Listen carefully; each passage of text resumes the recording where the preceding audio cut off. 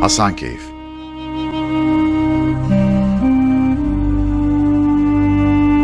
Milattan önce 8000 yıllarına dayanan geçmişiyle İç Kale denilen yukarı şehir ve Dış Kale olarak adlandırılan aşağı şehirden oluşmaktadır. Barajın su tutmasıyla birlikte su yüksekliği yaklaşık 64 metre olacak. Hasankeyf'te yukarı şehir her ne kadar barajdan etkilenmese de aşağı şehrin tamamı etkilenecek.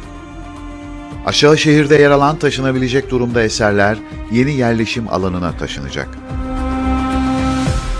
Eyyubi dönemi eseri Kızlar Camii. Yapı bezemesi ve planıyla 14. yüzyıl sonu ve 15. yüzyıl başlarına tarihlendirilmektedir.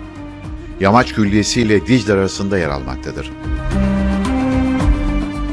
Bu yapının gerçekte bir anıt mezar olarak yapıldığı, daha sonra bugünkü şekle dönüştürüldüğü tahmin edilmektedir. Eyyubi döneminde yapıldığı tahmin edilen bu cami, alışılmadık bir plan düzeni göstermektedir. Düzgün duvarlarla çevrili kare şeklindeki bir orta avlunun dört köşesinin her birine kubbeli birer yapı yerleştirilmiştir. Birbirinden farklı yapıda türbelerin bulunduğu bu yapı, büyük olasılıkla bir anıt mezar külliyesidir.